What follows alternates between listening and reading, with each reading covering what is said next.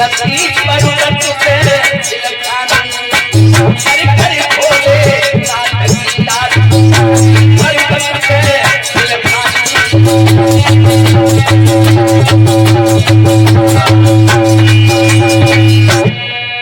इस तरह से सती जी बिलक बिलक करके रोने लगती हैं।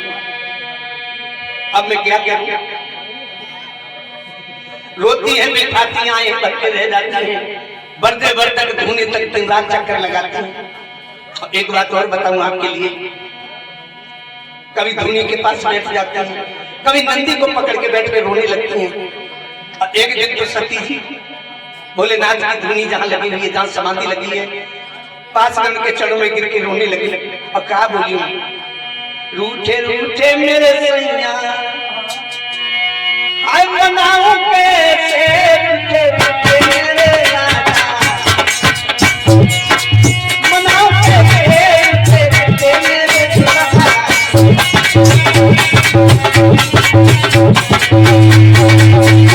रूठे रूठे मेरे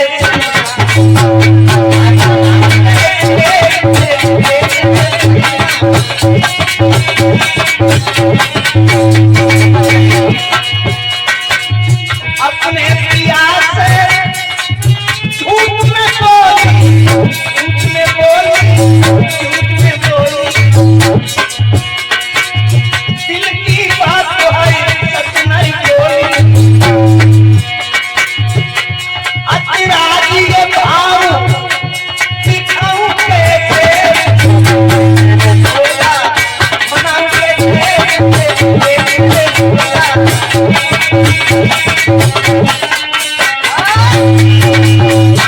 आज सती जी भोलेनाथ के वियोग में पागल सी हो गई। और कैलाश पर्वत पे कोई सहेलियों न था स्वप्न मन की बातें कह सके। श्री सुखदेव जी बोले, परीक्षित, सती जी को कितने दिन का वियोग सहना पड़ा जानते हो बंधु? बीते संबंध कितने दिन, जरा ध्यान देना बंधु। और हमारे छोटे भाई अब की तो बड़ा नोट दे गए, हमें तो मालूम है कुछ लाने में चालू है। बहुत बहुत धन्यवाद। 20 रुपए ड्राइवर साहब हमारे धीराज सिंह छोटे भैया दान करके बहुत बहुत मंगलमय कामना। और हम तो यही दुआ करते हैं हमें सब खुशहाली में जीते रहो। ध्यान रखना, बीते संबंध सहस 87 और जगी समाज शंभु अविनाश। सहस्त्र 87,000 वर्षों तक सती के जरा झूठ ने सती को भोलेनाथ से आज वियोग सहन करना पड़ा। कितने वर्षों तक? 87,000 वर्षों। श्री सुखदेव जी बोले कि राजन परीक्षा, सती का शरीर सूख सूख के कांटा सा हो रहा है और 87,000 जब वर्ष व्यतीत हुई है तब क्या हुआ?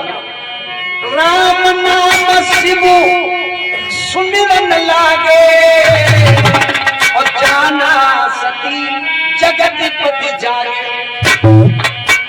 87,000 वर्षों के बाद भोलेनाथ की समाधि टूटी है। ओम सत्य मुख से निकला, सती जी को होश आया, मेरे प्राणेश्वर समाधि से जाग गए। पास में गई है, भोलेनाथ ने बड़ा आदर किया, आसन देकर के पास में बैठा तो लिया है।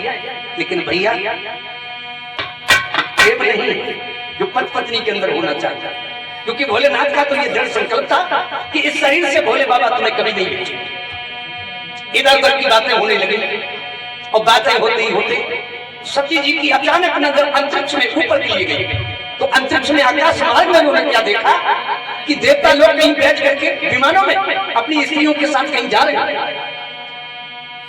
सती जी ने उसी समय भोलेनाथ से आश्चर्य जन पूछा, महाराज ये देवता लोग कहाँ जा रहे हैं अपनी अपनी पत्नियों के साथ? भोलेनाथ बोले, सती जी क्या तुम्हें नहीं अवगत हुआ? नहीं तो मुस्कुरा करके बोले भोलेनाथ, सती जी तुम्हारे पिताजी जो है राजा दक्ष, उन्होंने बहुत बड़ा यज्ञ किया और ये सब देवता लोग वही यज्ञ में भाग लेने को जा रहे हैं।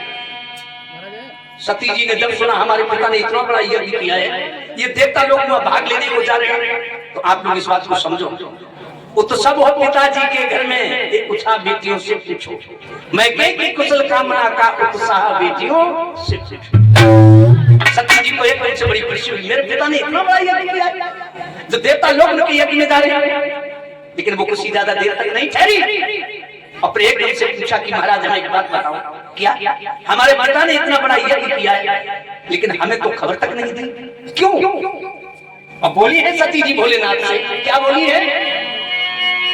पिता ने मेरे यज्ञ रचाओ, पिता ने मेरे यज्ञ रचाओ, मैं ना बुलाई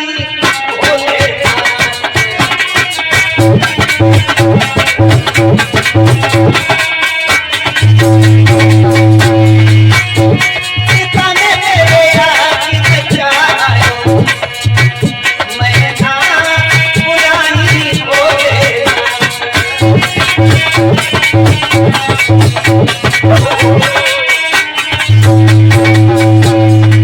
महाराज इतना बड़ा यज्ञ किया, हमने खबर तक नहीं दी। सब उन्होंने बुलवाए, देखने यज्ञ सभी लाए,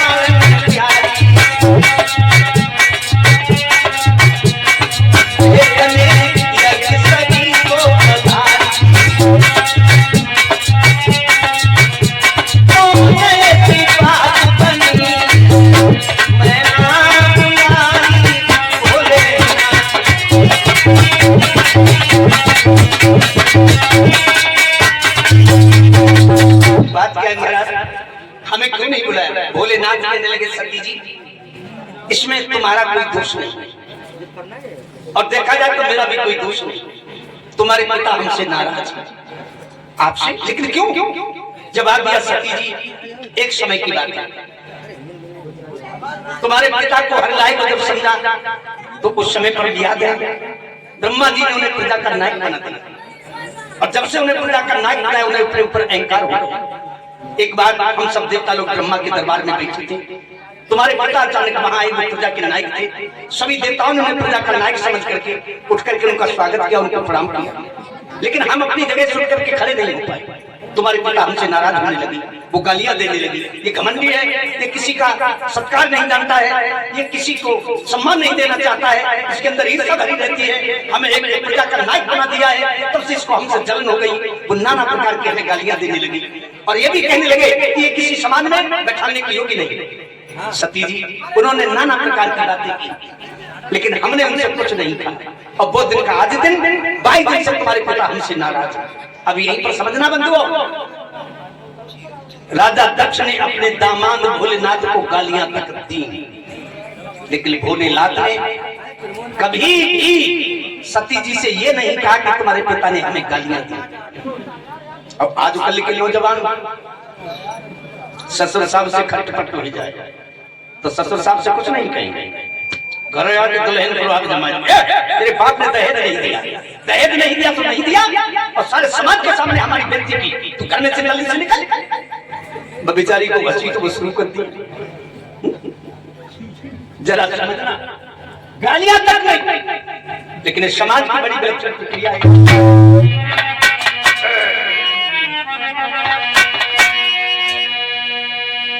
सती जी कुछ देर को चुप हो गई, और थोड़ी देर के बाद में बोली, महाराज अब जो कुछ है सब ठीक ही है, आपकी आज्ञा हो, अगर तुम्हें नाय बुलाओ निमंत्रण नाय भेजो तो कहा हम चली जाए। भोलेनाथ कहने लगे, सती जी एक बात तो नहीं जानती, क्या? गुरु के यहाँ, पिता के यहाँ, मित्र के यहाँ किसी कारणवश अगर निमंत्रण नहीं दिया गया है तो बिना बुलाए जाने में कोई फर्क मत करो। और इन्हीं 3 जगह अगर थोड़ी सी अनबन है, अगर खटपट है और निमंत्रण नहीं दिया गया है तो इन्हीं 3 जगह बिना बुलाए जाने में बनाई नहीं है। सती जी तुम्हारे पिता हमसे नाराज हैं, इसीलिए इन्होंने निमंत्रण नहीं दिया और तुम बिना बुलाए जाओगी तो वहां समाज में इज्जत नहीं पाओगी। देश की माताओं बहनों समझो, चाहे वो मायके हो या अपनी बहन का घर हो या किसी का घर हो, अगर जरा अनबन है तो बिना बुलाए कभी जाने की चेष्टा मत रखना। ये मैं आपको बहुत अच्छी बात बता रहा हूँ। कुछ हमारे देश की माताएं सोचती सही कह रहे हैं, अपने माँ बाप की याद किसको नहीं आती, क्यों नहीं जाएंगे, लड़ाई क्यों लड़ा, हमें बीच में हमको जरूरत है, ये जिद करती है, लेकिन इसमें नुकसान के अलावा कुछ नहीं होता। अब वैसे अगर ज्यादा इच्छा है तो उत्सव में मत जाओ। निमंत्रण कोई किया है और निमंत्रण नहीं मिला है, शादी है, विवाह है, निमंत्रण नहीं दिया तो बिल्कुल कदम मत रखिए। और जाने के लिए मन करे तो इसके लिए एक त्योहार बना दिया। वो त्योहार जानते हैं, रक्षाबंधन आता है, बहन अपने भाई को राखी बांधने को जा सकती है। और एक त्योहार और भी चल रहा है, दीपावली के बाद भैया दिया जाती है, हर जगह चल रही है। द्विज पर भी वैसे अगर देखा जाए कि भैया तीज का त्योहार तो चला नहीं है। सच्चाई अगर पूछी जाए माताओं बहनों से कि ये भैया तीज का त्योहार जो है, इधर भैया तीज का जो त्योहार है ये कहां से और कब और कैसे चला है, आज हम आपको बताएंगे। इस बात को ध्यान रख लेना, ये भैया तीज का त्योहार जो है ये कहां, कब और कैसे चला है। सुनो, इसके बारे में हम आज आपको बताते हैं। माताओं बहनों से पूछो कि कहां से चलो तो मालूम का जो नहीं जान, जो नहीं जानती तो द्विज खबर बताई जाए। हम बताएंगे भैया तीज का त्योहार हमारे ऐसा नहीं, हरिवंश पुराण में हमने पढ़ा, बड़ा इत्मीनान से भैया तीज के त्योहार का पर्व मनाया जाता है, लेकिन इसे मनाने का तरीका अलग हम लोगों ने अपना लिया। भैया तीज का इसका मतलब क्या है, यमराज के पुत्र, सूर्य के पुत्र यमराज और सूर्य की पुत्री जिनका नाम यमुना जी, यमराज और यमुना जी हैं, ये दोनों सगे भाई बहन हैं। यमराज यमुना जी ये सगे भाई बहन हैं। कार्तिक शुक्ल पक्ष दीपावली के बाद द्विज वाला दिन था। यमराज जो थे वो अचानक अपनी बहन के घर यमुना के घर पहुंच गए थे। यमुना जी ने अपने भाई को देखा तो उनकी आरती उतारी, उनका तिलक लिया, गोला और मिश्री से उनका भोग लगाया। अपनी बहन की सेवा को देखकर के यमराज बड़े प्रसन्न हुए और उन्होंने कहा कि यमुना, हम तेरी आज इस भक्ति और तेरे प्रेम को देख के बड़े प्रसन्न हैं, आज तो हमसे अच्छा वरदान मांग, क्या मांगेगी। यमुना जी ने कहा भैया अगर मेरी सेवा भक्ति से प्रसन्न हो तो हमें एक वरदान दे दो। क्या, कि द्विज के दिन जो भाई अपनी बहन के घर जाए और बाकी हाथ का प्रसाद ग्रहण करे, उसका आशीर्वाद ले, वो कितना बड़ा पापी क्यों ना हो, मैं तुम भी परेशान नहीं करूंगा, वो कितना बड़ा पापी क्यों ना हो।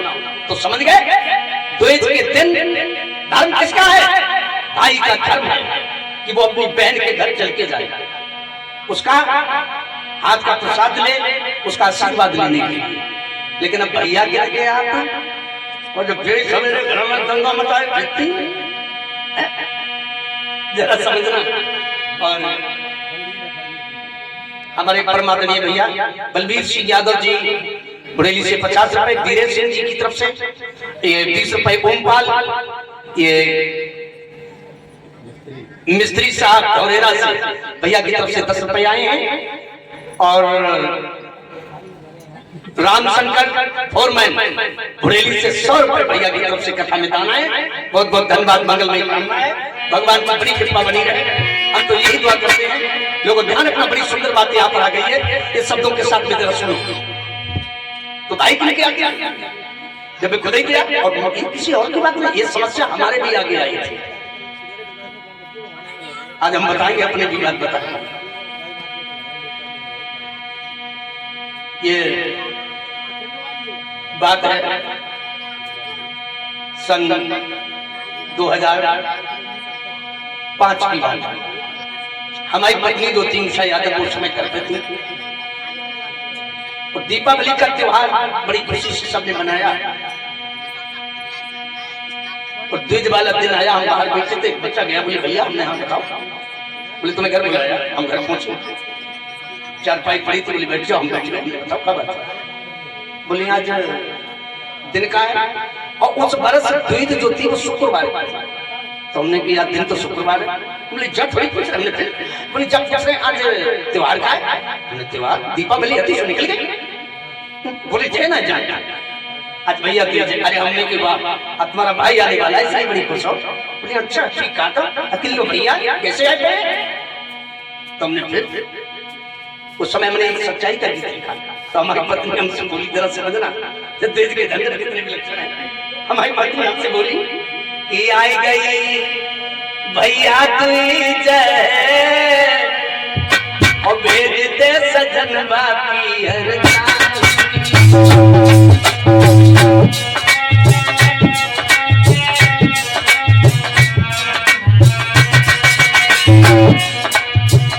हमसे बोली भेज देना। देखो ना रात भरे की बात चली जाए तो अरे हमने के दिमाग से बात जाना तो लड़ने को पहले तैयार बोली लड़ने वाली बात हम बताते। अरे भैया के काम हम समझाने लगे। हमने के देखे हमें मालूम है बात जाए तो समझ। बोले हाँ समझा हमने भी सुनो।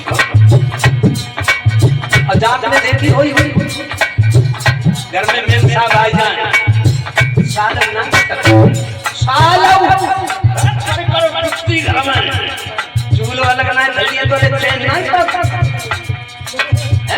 अब चूल्हा वाला लगने के बाद तो शांति ना मिल दो जबान दिन हमें सब देखा कैसे पठाई देना पति महाराज का तो ठीक आती करे करे घर में जंग चूल्हा लगा दरवाजा अब देख लेके तो दूध लेके दे और नहीं ये रोटी कौन दी है आज तो मालूम का खाती हो रे तो ये रोटी के लिए मरे।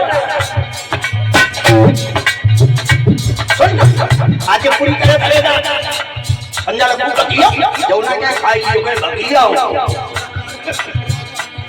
तेरा समझ ना का कहे बकिया सुनो आई भैया आदमी तो जामा तरीके से भाई क्या बात है तुम्हें मेरुआ बना के तुम करके रखे तुम्हें सवेरे के लिए चावल ना करे मिले पति महाराज का तो ठीक है भैया ना नहीं तो जा। और सवेरे कहीं दूध लेके मई के जब दूध लेके गए संजा के दूध खवाई आई रात करके आई। और सवेरे को अपनी अम्मा से कहें अम्मा हम अपने घर जाए। अम्मा कहती बिटिया मेरे को अच्छा करके आए सबकी बिटिया पैसा की बड़ी कमी आई है।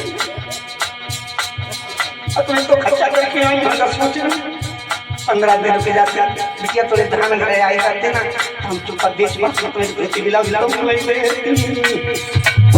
अरे भैया बात धोती मिलाने के चक्कर में 15 दिन की कौन का एक महीना हो जाए घरे बेचारे किलो फूकत मरेगा। मैं भाई बात हमने अपने पत्नी उनसे हमने कहा सुनो जो साथी हर जय हो रोटी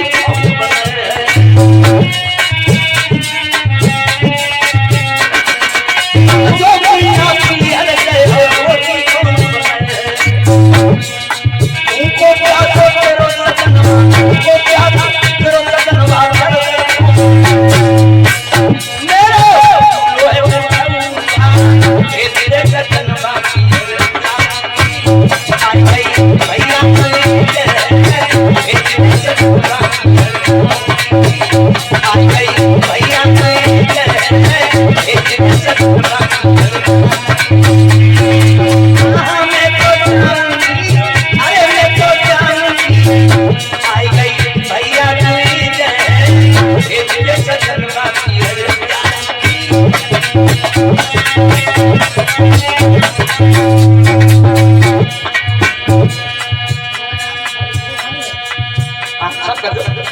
हमने तो इतनी बात कही हमसे बोलिए सुन तो हमने हाँ शादी करी तो खरीद ना ला अरे हमने जब तेरो खरीद के लाए सबली जो हम कहीं से सुनो, हमने सुनाओ।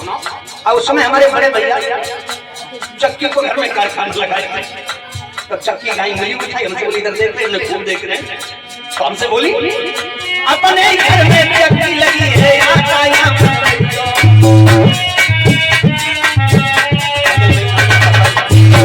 बोली अपने घर में चक्की लगी है आता यहाँ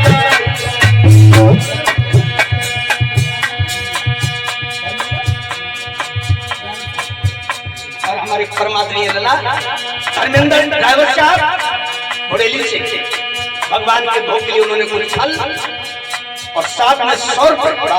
क्या बात है, क्या भावना क्या क्या है, भगवान के प्रिय भक्तों की ये पहचान है। भगवान के भोग के लिए उन्होंने कुछ फल और भगवान के चरणों में अपनी पवित्र कमाई में से 100 रुपये उन्होंने आकर के दान दिया। हम तो बस यही प्रार्थना करेंगे महाराज धर्मदेव जी से, माँ भगवती दुर्गा से, महाराज जहाजर जी से भैया के घर परिवार में बड़ी खुशहाली बनाए रखें। आप सभी लोग धर्म के रास्ते पर चलते रहें। भगवान की हमसे बोली कि सुनो अपने घर में चक्की लगी है आता यहाँ अम्मा जी से कह करके, अम्मा जी से कह करके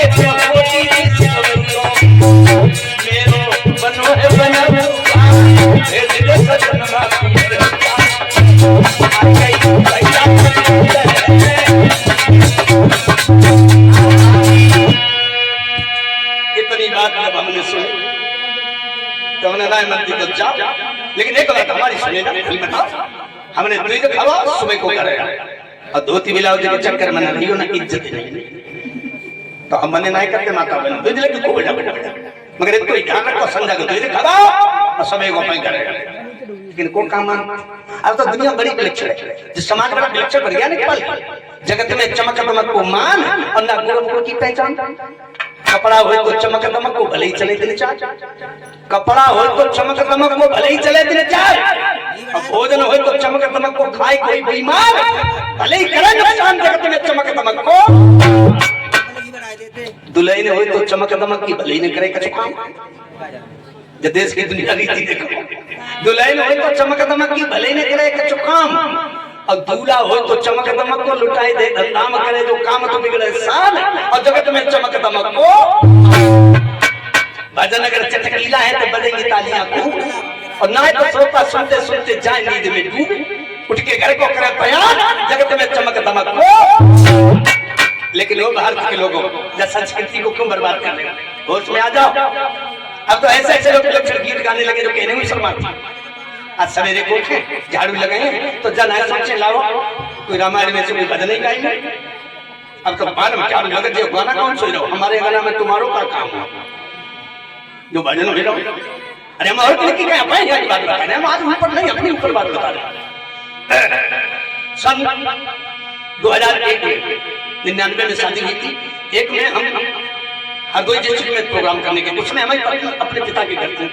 उधर से जब हम वापसी में आए थे और यहाँ संबल से थोड़ा आगे बढ़कर के भद्रास पड़ती, वहां पर हमारा प्रोग्राम था, वहां जाना था दूसरे दिन।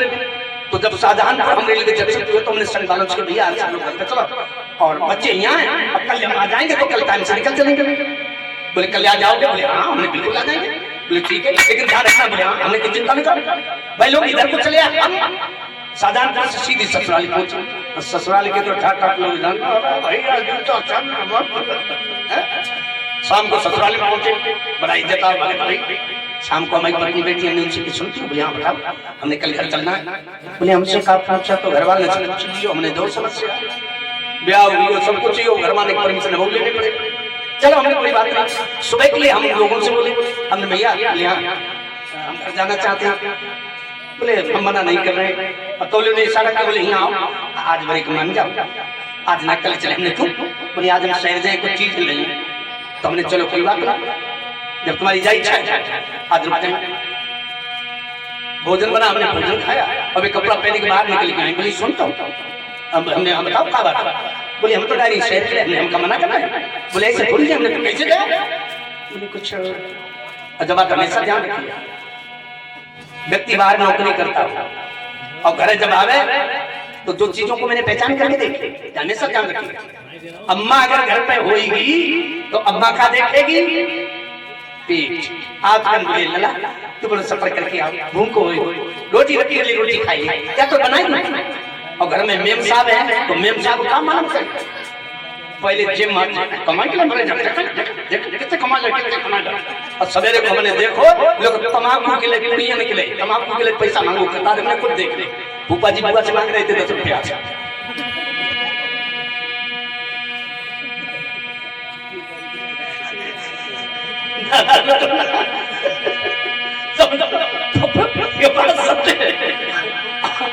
अम्मा देखकर पेट भी देखे अब भाई धंधा बोली ऐसे थोड़ी ना जाना तो कैसे दे बोले को रुपया हो तो दो। अब हम सोचने लगे हमने कितने रुपया चाहिए, बोले कम से कम 200 रुपया। अब जब मैं हाथ डाले बोले भैया 200 रुपया निकाल दे दी।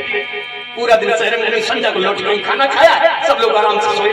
सवेरे को हमको जल्दी में तैयार होने उठे, बाहर बैठे गायत्री मंत्र का जाप कर ले। अब बे झाड़ू लेके उठी 5 बजे सुबह की बात। अब झाड़ू लगाती ना, अब गाना कौन सुगा रही है, सुनो गाना कौन सुगा रही।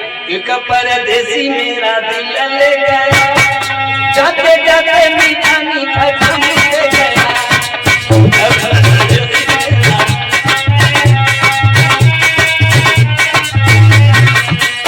हमारे कान में आवाज आ रही, हमने कही बात सुना, बोली कहा हमने यहाँ चालू हमने कही बात बता, बोली कहा बता। तो हमने कही 200 रुपया हमारी जेब से खर्च हुए और दिल तुम्हारा कोई हो नहीं सही हसन की बोली तो जब देखो तो ऐसी बातें करेंगे तो समझदारी से काम लीजिए। प्रभात काल के समय जब भी उठो भगवान का स्मरण करो, उस परम पिता परमात्मा को गुणगान करके उठो, जिसके एक नाम मात्र से सारे क्लेश सारे संकट दूर हो जाते हैं। हमेशा याद रखो, घर की दिनचर्या बनाने के लिए उस परम पिता परमात्मा को कभी मत भुलाइए। सत्य मार्ग चल करके तो देखो आपके जीवन की दुनिया ही बदल जाएगी। सत्य की हमेशा विजय होती है।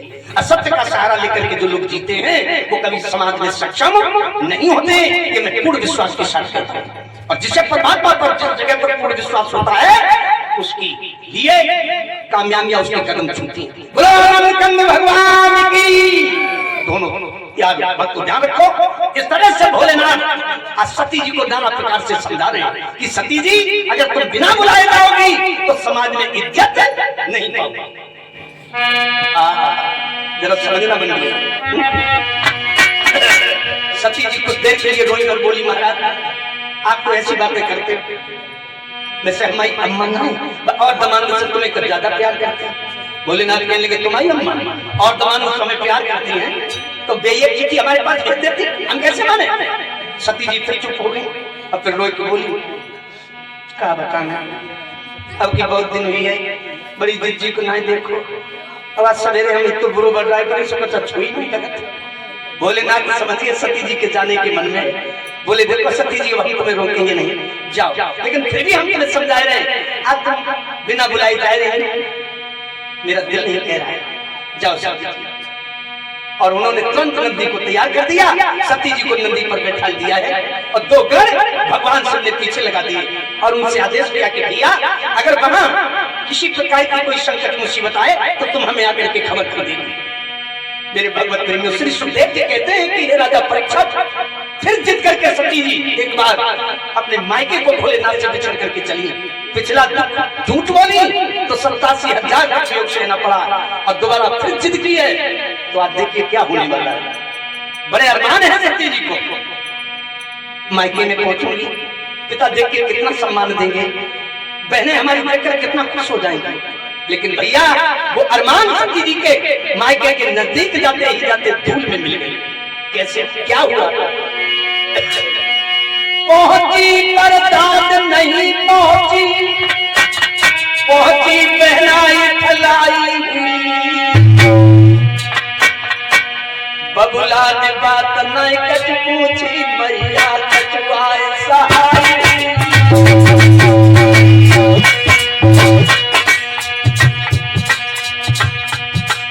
कितना बड़ा अनादर सती जी का हुआ।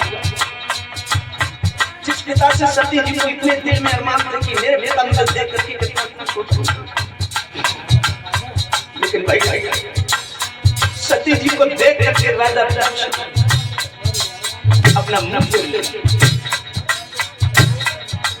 सती की बहनें जो थी जिन्हें सती जी को सम्मान, ये उम्मीद थी इतना सम्मान देंगी, वो बहनें कैसी ना हंसती हुई। और जो बच्चे ना दिया को घेरे घेरे से बोलिए कैसी भीड़ लगा रखी, क्या तुमने इनको देखा नहीं कि भोलेनाथ की पत्नी है? और देखो बिना बुलाए आया, बिना बुलाए। कितना बड़ा ताना मारा उन बहनों ने।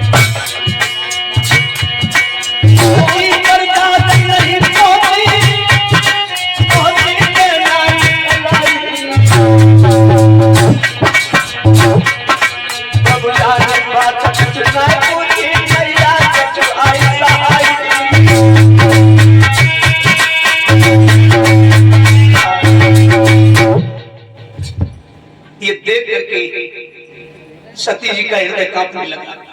राजा दक्ष ने मुंह फेर लिया, बहनों ने ताना मारा। सभी समाज में अपने अपने को पकड़ करके बैठा रहे हैं, लेकिन भैया सती जी को वहां पर कोई बैठने तक को नहीं कह रहा था। लेकिन इस चीज में मैंने बताया दुनिया बिछड़ जाए, दुनिया नाराज हो जाए, लेकिन एक माँ ऐसी चीज है जो अपने संतान से कभी नाराज नहीं होती।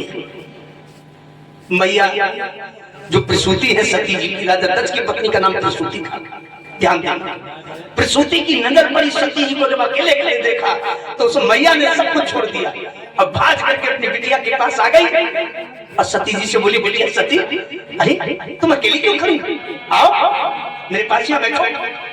और सती ने माँ के जब वो वचन सुने, सती की आंखों में से आंसू भर आए, अपनी मैया के गले से लिपट करके रोने लगी।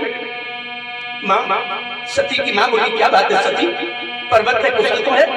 सती जी बोली, मैया आज पर्वत पे अगर कुशल होती ना तो पिताजी मेरा इतना अनादर नहीं करते। मैं तुम लोगों ने प्रेम की खातिर उनसे लड़ाई करके यहाँ चली आई, तो मेरा पिता ने इतना बड़ा अपमान किया कि मुझे बैठने तक को नहीं दिया। और सती जी अपनी माँ की गोद में बैठ करके फपक फपक के रोने लगी और बोली, माँ हम एक बात बता, मुझे कौन सी गलती बनी, पीठ बनाने बात दिखाई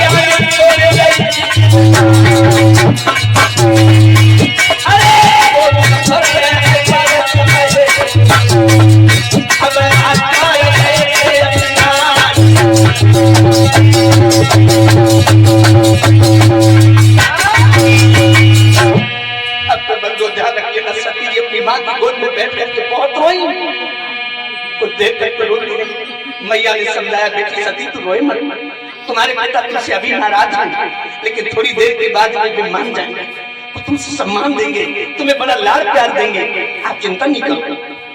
श्री सुखदेव जी बोले कि राजा कुछ देर के लिए सती के दिल में धैर्य बन गया। और जब धैर्य बन गया तो एक बात और बताऊं आप, हाय हाय, सती जी ने अपने हाथ से तो पूछा, मैया की गोद से उठ के खड़ी हो गई और अंगेला को बढ़ करके जब चली हैं तो यज्ञ स्थल की तरफ बढ़ी। लेकिन सती जी ने यज्ञ स्थल में क्या देखा कि यज्ञ में सभी देवताओं का भाग, लेकिन भोलेनाथ का वहां पर कोई भाग नहीं। और यहाँ पर एक बात और बताएं, बड़ी महत्वपूर्ण बात है, जरा समझो बंधु। पत्नी अपने पति से कितना भी लड़ती हो, कितना भी झगड़ती हो, ये बड़ी सच्चाई की बात है। पत्नी अपने पति से कितना भी लड़ती हो, कितना भी झगड़ती हो, लेकिन उसके पति का अगर किसी समान में अपमान हो रहा हो तो वो उस अपमान को कभी बर्दाश्त नहीं करते। सती जी ने अपना अपमान को बर्दाश्त किया और जब उन्होंने ये देखा कि मेरे भोलेनाथ की यहाँ पर निंदा हो रही है, अब तो सती के क्रोध का ठिकाना नहीं रहा, कमान की तरह तिरछी हो गई, आंखों में लहू के खून के कतरे उतर पड़े, क्रोध के मारे उनका शरीर लाल पड़ गया, दोनों पैर पत्थर उनके कांपने लगे और सती जी ने दोनों हाथ ऊपर उठाकर धरती मां से पटक दिए और जो देवता बैठे थे उनको चीख करके बोले, सभी देवता सती की तरफ देखने लगे। तो सती जी ने क्या कहा,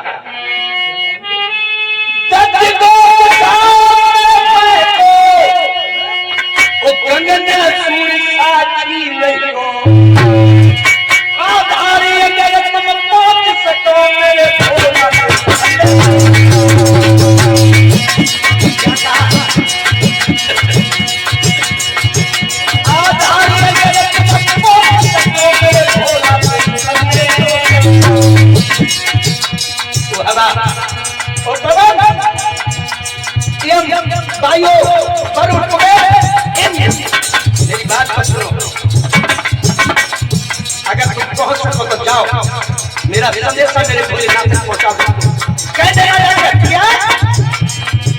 श्री देवकी गोदी में ये सती सच पर जाती है, अरे पार्वती कुटिल कर तुमको किया बलिदान चढ़ाती है।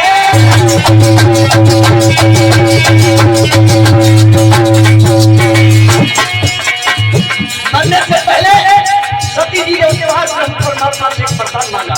क्या वरदान मांगा? हे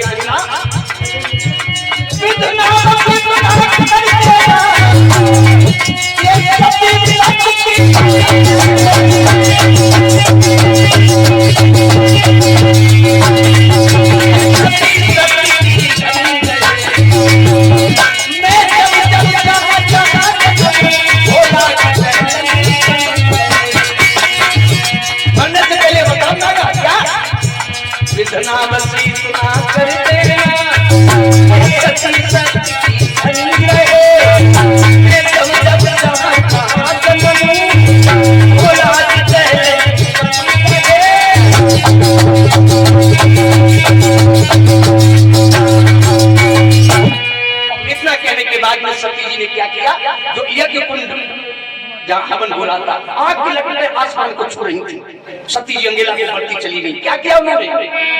और चलते हुए कुंड में भैया सती पड़ी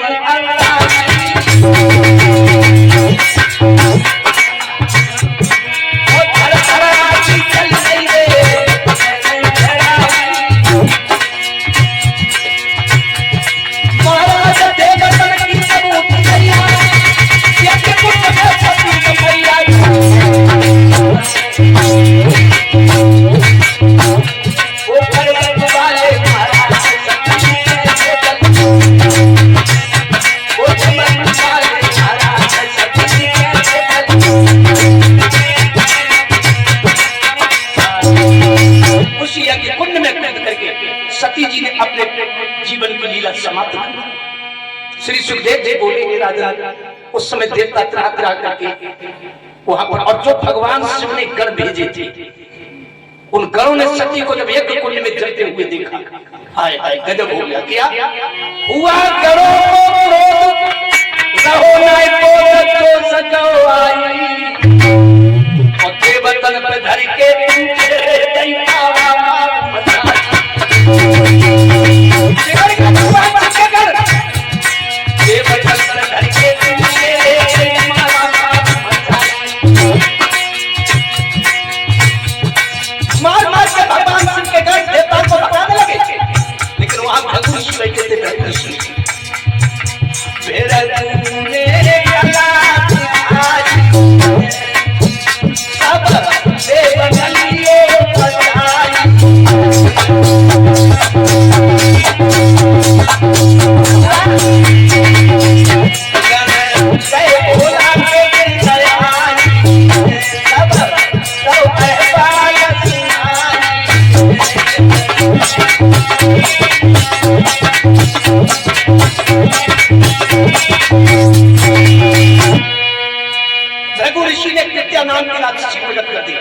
इसको देख करके भगवान शिव के घर भाग गए और कैलाश पर्वत पर भोलेनाथ बैठे, हाथ जोड़ के खड़े हो गए, महाराज अनर्थ हो गया। भोलेनाथ बोले क्या हुआ? कहने लगे भगवान सती मैया का बहुत बड़ा अपमान हुआ, उन्होंने अपने अपमान को बर्दाश्त कर लिया। वहां पर तुम्हारी जब उन्होंने निंदा देखी तो उन पर रहा नहीं गया और वो एक कुंड में कूद गई और उन्होंने अपने शरीर को उसी में जला दिया। सती मरण सुन संभ सुबह, जो सती मरण भोलेनाथ ने सुना, अब तो उनके क्रोध अग्नि अंदर से धधक उठी। क्रोध में भर के भगवान शिव ने अपनी जटाएं खोल दी। अरे खोल के जटा भरन से क्या हुआ? खोल के जटा भरन से तीर भर के को बलधारी। अरे जब पहल लगे तुम्हारी यारी सदा देखा कोई लगी यारी। क्या हुआ?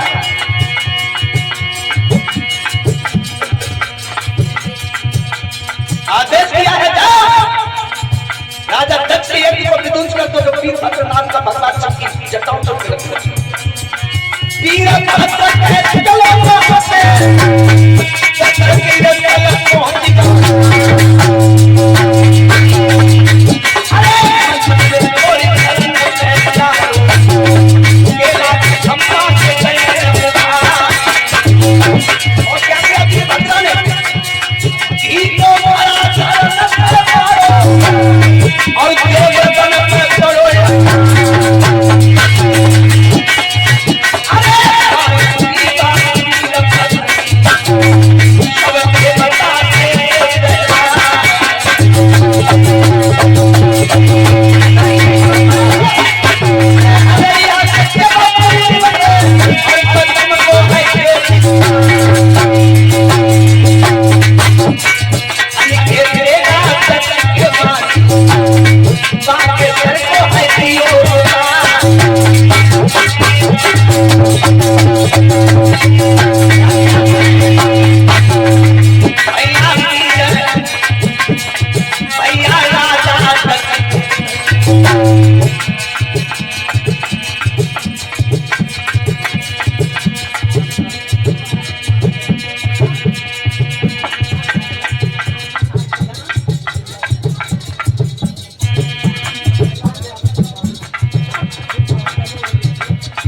और ये हमारे शिव श्याम यादव उनकी तरफ से भगवान की कथा में 10 रुपए बहुत सुंदर मंगलमयी काम।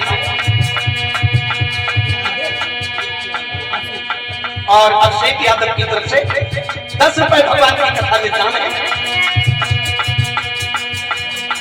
और हमारे परमादरणीय श्री रामदास जी की तरफ से 20 रुपए भगवान की कथा में दान है। और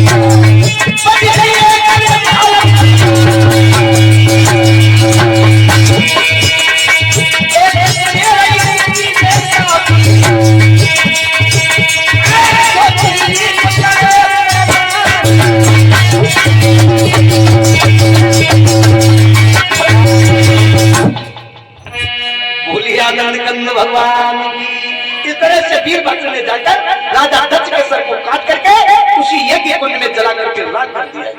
ध्यान रख लेना मेरे भगवत प्रेमियों, इस तरह से आज वीरभद्र ने जब उसको काटने के बाद यहाँ पर थोड़ी सी बात और ध्यान रख लेना मेरे भगवत प्रेमियों, बड़ी सुंदर सी बात है। वो क्या है, सभी देवता त्राह करके कहां पहुंचे हैं, भोलेनाथ के दरबार में।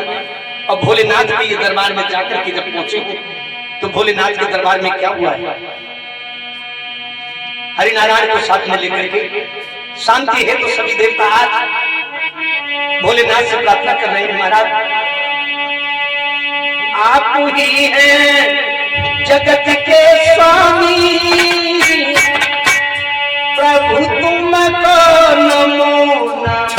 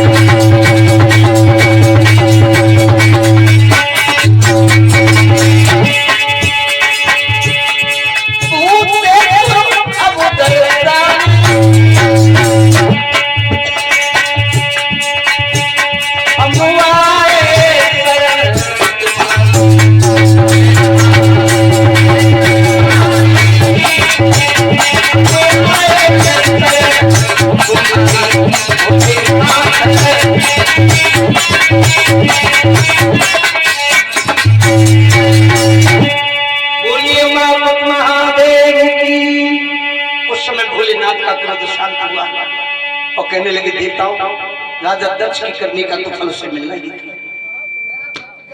जाओ राजा दक्ष के सर को उसी समय जो जल के राख हो गया था, अब जीवित करने के लिए सर कहां से, बकरे का सर काट करके राजा दक्ष की लगाया। ये तीनों शक्तियों ने संजीवनी विद्या के द्वारा राजा दक्ष को पुनः जीवित किया। तब जाकर के राजा दक्ष का यज्ञ पूर्ण हुआ। और बता दूं आपके लिए, जो सती जी यज्ञ कुंड में जल करके राख हो गई थी, वही सती जी का पुनः दोबारा जन्म कहाँ हुआ, किस जगह हुआ था। मंगलमय कामना है, भगवान सदा प्रसन्न रखे। और हम तो यही दुआ करते हैं घर परिवार में बड़ी खुशहाली बनी रहे, सब लोग धर्म के रास्ते पर चलते रहे। और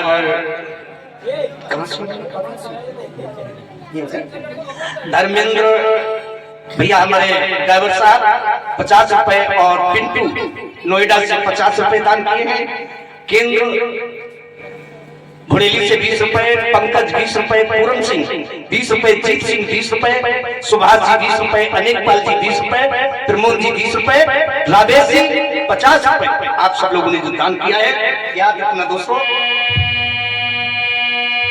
आज संकट सदर शीश नहीं ले,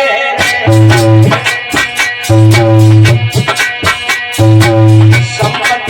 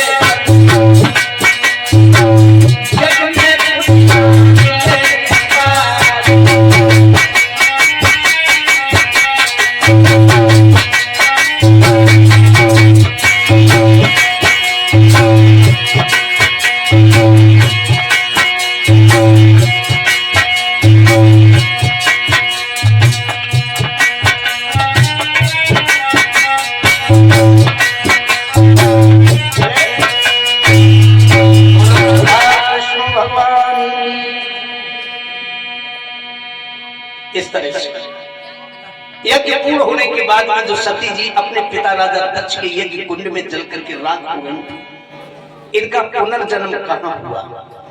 श्री सुखदेव जी कहते हैं राजा परीक्षक हिमालय पर्वतीय एक राजा थे जिनका नाम था हिमांचल, और राजा हिमांचल की पत्नी थी जिनका नाम था मैना।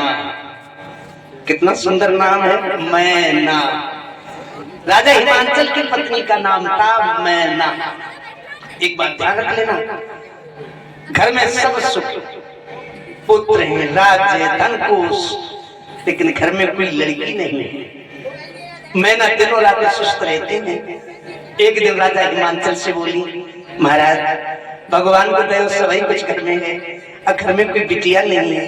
पहले समझो लोग, पहले के लोग जब कामना करो करते कि भगवान हमको एक लड़की दे दे, अब आज 4 बेटियां घर में जन्म ले ले तो लोग समझे तब पे मुसीबत का पहाड़ खड़ा हो गया। लेकिन एक बात अपने ज्ञान की याद आपको बताएं, जरा समझना, एक चीज है, घर में अगर लड़की का जन्म होता है तो मकान हंसता है, दुनिया भले ही, लेकिन लड़की का जन्म घर में जब हो तो उस दिन मकान हंसता है, और लड़का का अगर जन्म हो तो मकान रोता है। आप लोग सोच रहे भाई ये तो हम पहली बार सुन रहे, ये सत्य वचन है। मैं आपको प्रमाणित करके दिखाऊंगा कि लड़की के जन्म पे मकान रोता क्यों है, हंसता क्यों है, और लड़का के जन्म पे रोता क्यों है। लड़की के जन्म पे मकान इसलिए हंसता है, बिटिया के जब घर में जन्म हो तो मकान क्यों हंसता है। तनिक सयानी हुई तो अम्मा से पूछे, अम्मा कौन सी मिट्टिया में, कौन से तालाब में मिट्टी निकल रही, देखो को दरवाजा फूट गए जब बनाए ले, तो मकान सोचता है जब तक जब घर में रहेगी ये मुझे कभी कपड़ा फूटा नहीं रखेगी, मुझे कभी गंदा नहीं रखेगी। इसलिए लड़की के जन्म पे मकान हंसता है, और लड़का के जन्म पे रोता क्यों है, मकान इसलिए रोता है। सोचते हमें यार एक दरवाजा है, अब चारियों घर में पैदा हुई है तो फोड़ फाड़ के चारों तरफ करेंगे, इसलिए लड़के जन्म के मकान रोता है। याद रखो क्या हमारी बेटियों की महिमा है, क्या उत्तम दायरे हैं, इस चीज को समझना चाहिए मेरे भगवत प्रेमियों। यही संसार किसी के आज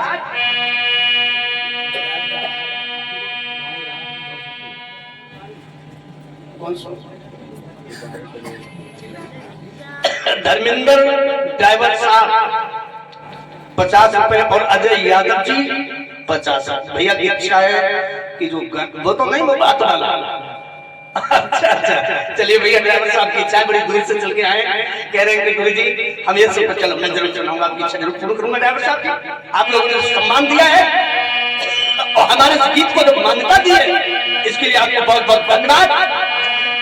लेकिन उससे पहले वो गीत सुनाने से पहले मैं 2 शब्द आपके लिए जरूर कहूंगा ड्राइवर साहब कि इनके सोने के बचा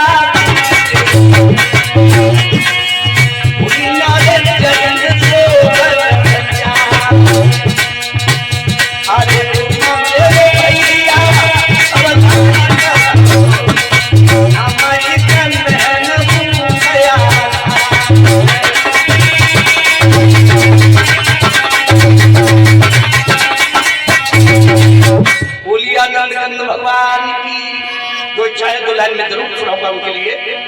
छोटो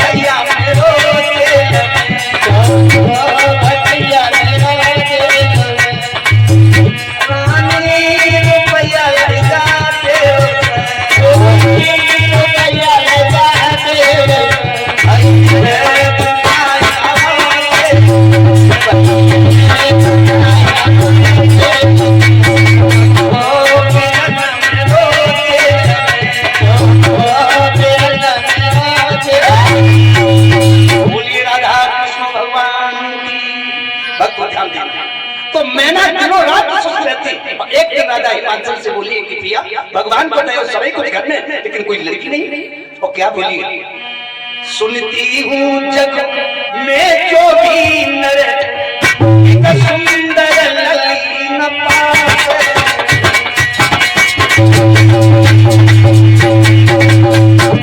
होश में मुंडक में अरे वो तो ले जाते।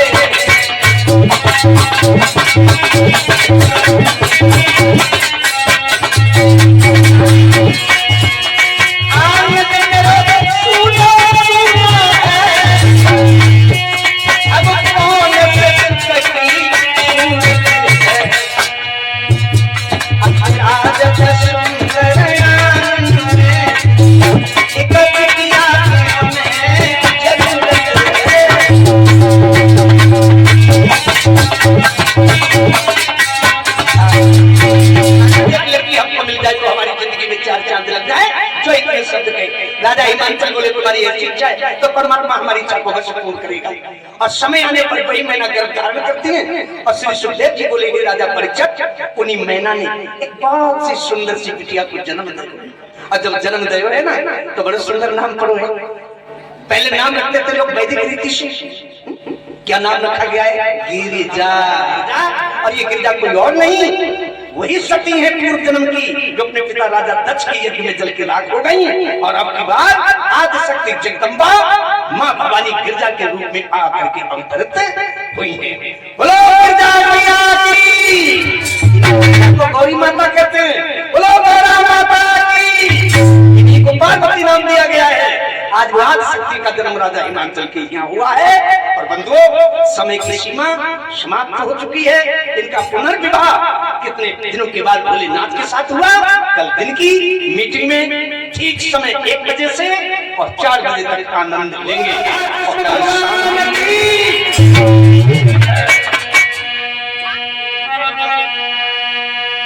आइए 2 क्षण के लिए प्रभु के नाम का कीर्तन, उसके बाद आरती और प्रसाद लेकर के सब लोग जाएंगे। गोविंद मेरो है गोपाल मेरो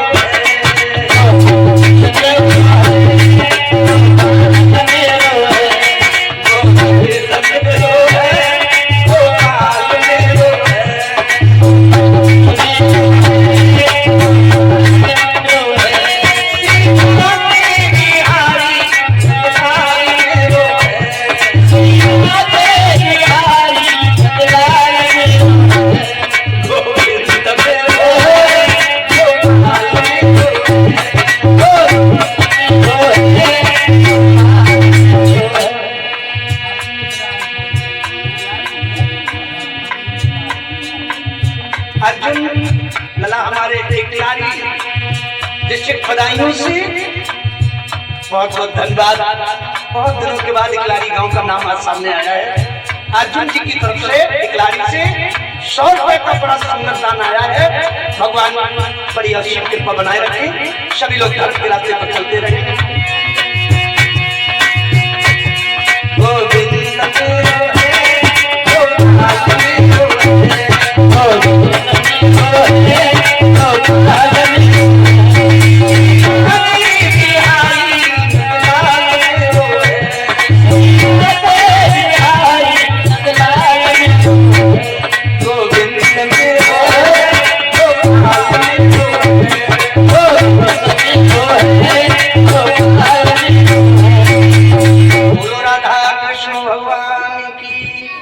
बोलो वृंदावन में हरि लाल की।